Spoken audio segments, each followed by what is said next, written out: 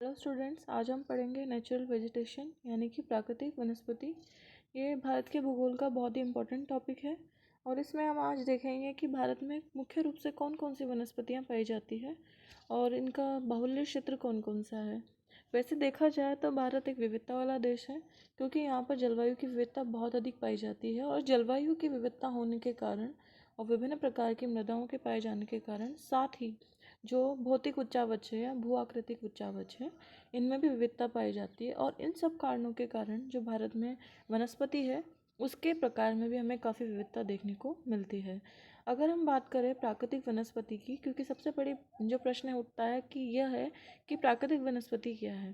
प्राकृतिक वनस्पति में वह सभी पादप, घास और पेड़ सम्मिलित है जिनका जो विकास हुआ है स्वतः ही नेचर यानी प्रकृति के द्वारा स्वतः वो विकसित हुए हैं। अपने आप उनका विकास हुआ है, ना कि उनको किसी ने रोपण किया है, ना कि उनको कोई किसी ने संरक्षण दिया है। तो इस प्रकार की वनस्पति को हम क्या कहेंगे? प्राकृतिक वनस्पति कहेंगे। जैसे कि अगर हम किसी बागान में अगर पेड़ लगाते हैं, पौधारोपण करते हैं, तो वह क्षेत्र प्राकृतिक वनस्पति में सम्मिलित नहीं होगा, क्योंकि वह मानव निर्मित बागान है। तो इस तरह से आप इसमें अंतर समझें कि जो प्राकृतिक वनस्पति है, जो प्रकृति द्वारा स्वयं उत्पन्न होती है, स्वयं विकसित होती है, उसको हम, जिसमें ग्रासेस आ जाती हैं यानी कि विभिन्न प्रकार की घासें, झाड़ियाँ, पेड़ पौधे सभी इसमें सम्मिलित हैं। इसमें हम डेफिनेशन को देख सकते हैं, the vegetation which grow on there on without interference from human beings are called natural vegetation, जिसमें कि ह्यूमन बींग का कोई इंटरफेयर ना हो। तो इस तरह की वेजिटेशन को हम क्या कहेंगे? नेचुरल वेजिटेशन कहेंगे। Due to varied climatic condition, India has wide range of natural vegetation. जैसा कि मैंने बताया है कि यहाँ पर क्लाइमेटिक कंडीशन में काफ़ी ज़्यादा वेरिएशन देखने को मिलता है इंडिया में, और इसी कारण यहाँ पर काफ़ी प्रकार की वनस्पतियाँ भी पाई जाती है, जिसमें ट्रॉपिकल माउंटेन वेजिटेशन और थोर्नी मैंग्रोव फॉरेस्ट है। जैसा कि मैंने बताया कि जलवायु की विविधताओं के कारण भारत में जो प्राकृतिक वनस्पति है उसमें भी काफ़ी ज़्यादा मतलब है वेरिएशन हमें, और काफ़ी ज़्यादा वाइड रेंज यानी बहुत सारी विविधताएं हमें देखने को मिलती है। और जलवायु के अनुकूल ही अलग अलग प्रकार की वनस्पतियों का भारत में उद्भव हुआ है, जैसे कि ट्रॉपिकल क्लाइमेट यानी कि उष्णकटिबंधीय जलवायु में विभिन्न प्रकार के पौधे डेवलप हुए हैं, तो उसको हम कहते हैं उष्णकटिबंधीय पेड़ पौधे या उष्णकटिबंधीय वनस्पति। और जो भारत के अधिकांशतः जो पर्वतीय क्षेत्र हैं वहाँ पर पर्वतीय वनस्पति उत्पन्न हुई है, जिसमें ज़्यादातर जैसे हम कह सकते हैं जो नुकीले वृक्ष होते हैं, कॉनिकल फॉरेस्ट होते हैं, शंकुनुमा फॉरेस्ट होते हैं, उनको उसमें हम इन्वॉल्व करते हैं। थॉर्नी और मैंग्रोव फॉरेस्ट, थॉर्नी जो है वनस्पति भारत में इसलिए पाई जाती है क्योंकि भारत में अगर हम देखें तो भारत का जो पश्चिमी भाग है यानी कि राजस्थान जो राज्य है उसमें एक मरुस्थल स्थित है, थार का मरुस्थल, जो कि भारत का एकमात्र डेजर्ट है। उसके साथ ही जो अगर हम बात करें, ये तो था उष्ण मरुस्थल। अगर शीत मरुस्थलीय देश करें तो जो भारत का लेह लद्दाख वाला जो क्षेत्र है कश्मीर में, वह जो क्षेत्र है काफ़ी शीत मरुस्थलीय दशाएं वहाँ पर पाई जाती है, तो वहाँ पर हमें वैसी वनस्पति भी हमें देखने को मिलेगी। इसके अतिरिक्त जो भारत में दलदली क्षेत्र है, जो कि ज़्यादातर जो भारत के तटीय जो क्षेत्र हैं जहाँ पर अधिकांशतः साल भर ज्वार भाटा के कारण जल में जो मग्न रहता है, वहाँ पर जलमग्न वनस्पति पाई जाती है, जिनकी जड़ें अधिकांश साल के अधिकांश समय तक जल में ही डूबी रहती है। और इस जलदली वनस्पति को हमने नाम दिया मैंग्रोव वनस्पति। तो ये तो थे मेजर जो थे वनस्पतियों के प्रकार और भारत में जो विविधता पाई जाती है वनस्पतियों में, उसके कारण अगर हम ऑल ओवर जो मेजर यानी मुख्य जो वनस्पतियों के प्रकार देखें, हम फॉरेस्ट का प्रकार देखें इंडिया में, तो उनमें है 5 प्रमुख प्रकार की हमें वनस्पति देखने को मिलेगी। इसमें भी कई सारे विद्वान ऐसे हैं जिन्होंने इनको सब डिवाइड किया है और भी अन्य प्रकार की वनस्पतियों का इसमें से ही विभाजन करके 8 से 10 प्रकार इसमें बताए गए हैं। परंतु यहाँ हम मूल रूप से जो भारत की प्रमुख जो मुख्य जो वनस्पतियाँ हैं उनके प्रकार का हम अध्ययन करेंगे। तो जो 5 प्रमुख वनस्पतियों के प्रकार है भारत में, वो है, पहला तो है tropical evergreen forest of rain forest. इसको हम नाम से ही हम समझ सकते हैं, ट्रॉपिकल यानी कि उष्णकटिबंधीय, एवरग्रीन यानी कि सदाबहार वन। यह मुख्य रूप से किन क्षेत्रों में पाए जा रहे हैं? उष्णकटिबंधीय क्षेत्रों में, और उसी के अनुकूल इनका नाम रख दिया गया है। इनको हम रेन फॉरेस्ट भी कहते हैं या वर्षा वन भी कहते हैं। उसका कारण ये है कि यहाँ पर साल भर वर्षा होती है और वर्षा की जो क्वांटिटी है संपूर्ण ग्लोब में सबसे ज़्यादा इन्हीं क्षेत्रों में है। इसीलिए इन क्षेत्रों में पाए जाने वालों को हम वर्षा वन भी कहते हैं। दूसरा जो प्रमुख वनस्पति का प्रकार है वो है tropical deciduous forest. Tropical deciduous forest का मतलब उष्णकटिबंधीय पतझड़ या पर्णपाती वन, जो कि साल में एक बार अपनी पत्तियां जरूर गिराते हैं। तीसरी है थोर्नी बुसेस, यानी कि कटीली झाड़ियाँ। यह हमें मुख्य रूप से शुष्क क्षेत्रों में मिलेगी जहाँ पर वर्षा की क्वांटिटी बहुत ही कम है। चौथी जो वनस्पति का प्रकार है वो है माउंटेन वेजिटेशन। यह जो है वनस्पति माउंटेन वेजिटेशन भारत के अधिकांश पर्वतीय क्षेत्रों में ही पाई जाती है मुख्य रूप से। पांचवा जो मुख्य प्रकार है वो है मैंग्रोव वनस्पति। अब हम इनका एक एक करके अध्ययन करेंगे। First of all let us see what the tropical forest. सबसे पहले हम देखेंगे कि जो भारत में उष्णकटिबंधीय वनस्पति है वह कहाँ कहाँ पर पाई जाती है और क्यों इस वनस्पति का उद्भव हुआ है। Almost all tropical forest is between two imaginary line north and south of the equator called the tropic of Cancer and tropic of Capricorn। यानी कि जो भारत विश्व में हम देखेंगे कि जो ग्लोब है, ग्लोब पर जो कर्क और मकर रेखाएं हैं उनके बीच में जो पाई जाने वाली वनस्पतियां हैं उसमें मूल रूप से ट्रॉपिकल फॉरेस्ट इसमें इंक्लूड है।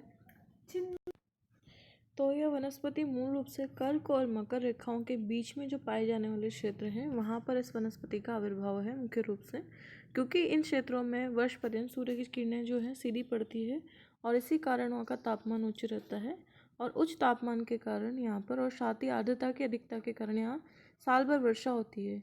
तो यह जो क्षेत्र है इसकी विशेषता है उच्च तापमान और उच्चतम वर्षा। इस प्रकार के क्षेत्रों में यह वनस्पति पाई जाती है।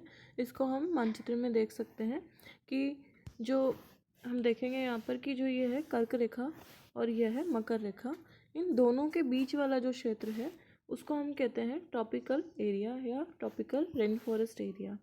इसको हम इसमें देख सकते हैं।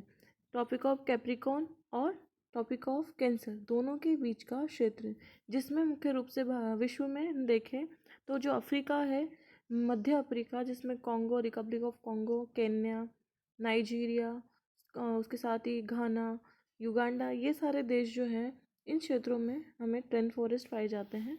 और साथ ही जो विश्व में दूसरा जो प्रमुख क्षेत्र है उसमें ब्राज़ीलियन फॉरेस्ट इसमें इंक्लूड है। जो दक्षिणी अमेरिका का मुख्य रूप से ब्राज़ील क्षेत्र है, ब्राज़ील देश है, इन क्षेत्रों में बोलिविया, ब्राज़ील, इथोपिया, इन क्षेत्रों में रेन फॉरेस्ट पाए जाते हैं। और जो हम कह सकते हैं इंडोनेशियाई द्वीप समूह है, इन क्षेत्रों में भी रेन फॉरेस्ट पाए जाते हैं। तो यह थे मुख्य मुख्य क्षेत्र रेन फॉरेस्ट के। इसको हम कह सकते हैं रेन फॉरेस्ट की एक विशाल पट्टी। तो यह है वह क्षेत्र जहाँ पर तापमान उच्च है, साथ ही साल भर वर्षा की मात्रा भी उच्च है। इसको हम देख सकते हैं इनमें जो है एवरग्रीन जो फॉरेस्ट है इनमें मुख्य रूप से अगर हम भारत की बात करें एवरग्रीन फॉरेस्ट में, तो इस क्षेत्र के अंतर्गत जो भारत का अंडमान निकोबार द्वीप समूह है वो इसमें मुख्य रूप से आ जाता है। और साथ ही जो जो उत्तरी पूर्वी भारत है उसमें जो सदर्न स्टेट्स ईस्टर्न स्टेट्स हैं जिनमें है कुछ कुछ ऐसे राज्य हैं जिनमें यह पाई जाती है एवरग्रीन फॉरेस्ट। और भारत का जो पश्चिमी घाट है जो केरल में स्थित है वहाँ भी हमें सदाबहार वनस्पति देखने को मिलती है, क्योंकि इन क्षेत्रों में वर्षा की मात्रा अधिक है। इनमें जो मुख्य वृक्ष है वो है रोजवुड, एबोनी, महोगनी, ये इसके प्रमुख जो प्रमुख पेड़ हैं। और ये जो पेड़ हैं rosewood is use for costly show prices in the set, ये काफ़ी महंगे वृक्ष हैं। और ebony seed is the alternative of coffee and ornament also. तो यहाँ पर जो एबोनी वृक्ष है इसको कॉफ़ी का एक विकल्प माना जाता है। तो ये मुख्य वृक्ष हैं रेन फॉरेस्ट में पाए जाने वाले। In the map shows the area of above said trees. हम इसमें देख सकते हैं इस मैप में कि यह जो क्षेत्र है इस क्षेत्र में रेन फॉरेस्ट हमें मिलेंगे। साथ ही साथ हम देखेंगे जो अंडमान निकोबार द्वीप समूह है इसमें भी हमें रेन फॉरेस्ट पाए जाते हैं। और यह है वेस्टर्न घाट जहाँ पर हमें रेन फॉरेस्ट मिलेंगे। अगला जो है ट्रॉपिकल डिसिडियस फॉरेस्ट, इसको हम उष्णकटिबंधीय पर्णपाती वन भी कहते हैं। मुख्य रूप से यह जो वनस्पति है यह मानसून प्रकार की वनस्पति है, यानी कि वह क्षेत्र जहाँ पर मानसूनी जलवायु पाई जाएगी वहाँ पर मुख्य रूप से यह वनस्पति पाई जाएगी। इसीलिए इसको मानसून फॉरेस्ट भी हम कहते हैं। और इनकी यह विशेषता है कि यह साल में समय रहते हैं, यानी कि साल में एक बार अपनी ये पत्तियाँ जरूर गिराते हैं। और इनमें जो मुख्य रूप से जो वृक्ष हैं वो हैं टीक वृक्ष और पीपल वृक्ष, नीम वृक्ष, नॉर्मली फाउंडेड। और ये मुख्य रूप से जो भारत में मुख्य रूप से सबसे ज़्यादा इन वनों की अधिकता एमपी, यूपी और बिहार राज्यों में है। अगर देखा जाए तो संपूर्ण भारत में सबसे ज़्यादा जो वनस्पति का प्रकार है, सबसे ज़्यादा परसेंटेज एरिया है, तो वो ट्रॉपिकल डेसिडियस फॉरेस्ट। कारण ये है कि भारत जो है एक मानसूनी जलवायु वाला प्रदेश है और मुख्य रूप से मानसूनी जलवायु में ट्रॉपिकल डेसिडियस फॉरेस्ट पाए जाते हैं। और इसमें हम देखेंगे कि इसके अतिरिक्त पीपल, शीशम, नीम और साल ये भी ट्रॉपिकल डेसिडियस फॉरेस्ट का ही एक प्रकार है। ये सभी वृक्ष उनमें मुख्य बाहुल्य वृक्ष हैं। अब दूसरा जो है इसमें हम देखेंगे, तीसरी जो वनस्पति का प्रकार है वो है thorny bushes. This type of vegetation is found in dry areas of the country.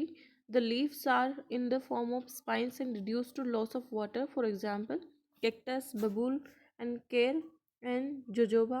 These trees are found in Haryana, Punjab and Gujarat.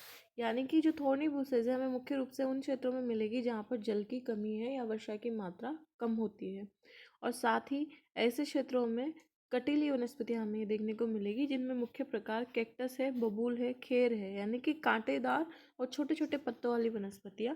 और इस प्रकार की जलवायु जो बाहुल्यता है इसका मिलेगा हमें राजस्थान, हरियाणा, पंजाब और गुजरात में हमें ये देखने को मिलेगी। इसमें हम विभिन्न प्रकार देख सकते हैं कैक्टस के। तो यहाँ पर ये जितने भी हम देख रहे हैं वनस्पति थॉर्नी बुशेस के जो प्रकार देख रहे हैं उनमें मुख्य रूप से विशेषता जो है इनकी पत्तियों का छोटा होना या न के बराबर होना, साथ इनमें कांटों की अधिकता होना। अगली जो वनस्पति वो है mountain vegetation. Most of the trees are conical in shape, thus they are called coniferous tree. They are chir, pine and deodar. यानी कि हम कह सकते हैं कि कॉनिफेरस यानी शंकुधारी वन इसीलिए है क्योंकि इनकी जो पत्तियों का अधिकांशतः जो आकार होता है वो शंकु के रूप में होता है, और इसीलिए हम क्या कहते हैं, कॉनिफेरस या शंकुधारी वन भी कहते हैं। और ये मुख्य रूप से कहाँ मिलेंगे, पर्वतीय क्षेत्रों में मिलेंगे, इसीलिए हम इनको पर्वतीय वनस्पति भी कहते हैं। अब इसमें ये जो है कि तापमान की कमी के कारण इनका आकार कैसा होता है, शंकुधारी होता है, क्योंकि न्यूनतम तापमान के कारण जब यहाँ पर स्नोफॉल होता है तो स्नोफॉल के कारण इनकी जो है प्रकृति के अनुसार इनकी बनावट है ताकि जो स्नो होगी वो पत्तियों पर ना ठहरे, और कॉनिकल आकार होने के कारण ये तुरंत पत्तियों से अपनी स्नो को गिरा देते हैं और इसीलिए इनकी सुरक्षा से बचाव होता है। तो इनमें जो है प्रमुख जो पत्तियाँ हैं उनमें चीर वृक्ष, पाइन वृक्ष और देवदार के वृक्ष इसमें प्रमुख हैं। मैंग्रोव और टाइडल फॉरेस्ट, सबसे जो मुख्य वनस्पति जो है भारत में वो है अलग से, वो है मैंग्रोव और टाइडल फॉरेस्ट। अब इसको हम मैंग्रोव वनस्पति या टाइडल वनस्पति यानी ज्वारीय वनस्पति भी कहते हैं, क्योंकि यह भारत के अधिकांशतः उन क्षेत्रों में मिलेगी जहाँ पर समुद्री ज्वार की पहुँच होती है, इसलिए इसको ज्वारीय वनस्पति भी नाम दिया गया है। Mangrove forests are found on the swampy, marshy coastal areas of the West Bengal and the Andaman and Nicobar Island. It is named after the Sundari tree that grows here. Normally, trees have special roots that come out of the water for breathing. यानी कि हम कह सकते हैं कि जो mangrove forest है यह भारत के मुख्य रूप से जो तटीय क्षेत्र हैं, जो दलदली स्वैम्पी एरियाज है, मार्शी एरियाज है, और मुख्य रूप से तटीय क्षेत्रों में हमें ऐसी दशाएं मिलती है जिनमें प्रमुख क्षेत्र जो है मैंग्रोव फॉरेस्ट के लिए प्रमुख प्रसिद्ध क्षेत्र भारत का वेस्ट बंगाल क्षेत्र है, और साथ ही अंडमान निकोबार के कुछ द्वीप समूह, वहाँ पर हमें ये मैंग्रोव वनस्पति पाई जाती है। इन मैंग्रोव वनस्पति में जो सबसे प्रमुख वृक्ष जो पाया जाता है वो है सुंदरी वृक्ष। इसको नाम सुंदरी वृक्ष दिया गया है, जिसकी विशेषता यह है कि इसकी जो जड़ें हैं ये साल में कुछ समय के लिए वाटर से बाहर सुबह मतलब ज्वार भाटा के साथ ही ब्रीथिंग के लिए, वरना अधिकांश समय तक ये जड़ें जल में डूबी रहती है, जलमग्न रहती है।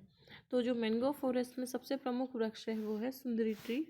यहाँ हम देख सकते हैं ये है सुंदरी वृक्ष के प्रकार, और यहाँ पर हमें दशाएं मिलेगी, बिल्कुल दलदली दशाएं मिलेगी जो कि ज्वार भाटा के साथ ही कुछ समय के लिए जलमग्न होती है और वापस बाहर आती है।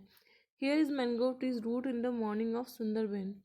ये सुंदरबन जो है वेस्ट बंगाल का सबसे ज़्यादा बड़ा मैंग्रोव वनस्पति क्षेत्र है, और ये अपनी जैव विविधता के लिए भी प्रसिद्ध है, और इसीलिए मैंग्रोव फॉरेस्ट सबसे ज़्यादा भारत में अगर हम कहें तो वेस्ट बंगाल में पाए जाते हैं। अब यहाँ पर जो तो हमने देखे विभिन्न प्रकार की वनस्पतियों के प्रकार।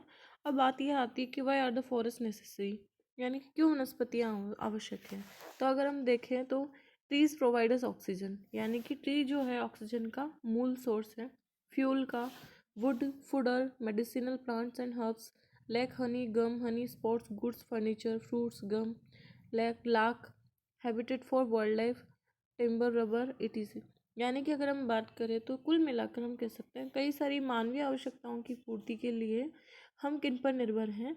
वनस्पति पर, प्राकृतिक वनस्पति और वनों पर। जिससे सबसे मूलभूत आवश्यकता वो है श्वसन क्रिया के लिए ऑक्सीजन प्रत्येक जीव के लिए, उसके साथ ही लकड़ी जलावन के लिए, चारा खिलावन के लिए चारा, साथ ही कई सारे हमें जो दवाइयाँ हैं जो है मेडिसिनल प्लांट्स और हर्ब्स जड़ी बूटियाँ हमें किससे प्राप्त होती है? वनस्पति से प्राप्त होती है। उसके अलावा बहुत सारे कई प्रकार के खाद्य पदार्थ जिनमें हनी यानी शहद और साथ ही साथ कई प्रकार की सब्जियाँ और फल फ्रूट हमें इससे मिलते हैं। और जो है मुख्य रूप से जो है ये वाइल्ड लाइफ का सबसे प्रमुख आवासीय क्षेत्र है। और वाइल्ड लाइफ के सर्वाइवल के लिए, उनके अस्तित्व के लिए फॉरेस्ट बहुत ही ज़रूरी है। As we know that forest are home to a variety of wild life, so we will see the Asiatic lions, elephants, leopards, birds such as और नेशनल बर्ड। यानी कि हम कह सकते हैं यदि भारत में विभिन्न प्रकार की वनस्पति के प्रकार मौजूद हैं और इन वनस्पति और वनों के प्रकार की वजह से ही विभिन्न प्रकार के जो जीव जंतु है उनकी विविधता भी हमें देखने को मिलती है, क्योंकि इन वनों में अलग अलग अलग प्रकार के जीव जंतु भी इन पर आश्रित हैं, इन पर निर्भर हैं, वो उनका प्रमुख आवास है। तो आज के लिए इतना काफ़ी है। अगले जो लेक्चर है उसमें हम भारत की जो वाइल्ड लाइफ है, यानी भारत की जो जंतु समूह है और जैव विविधता है, उसका हम अध्ययन करेंगे। Thank you.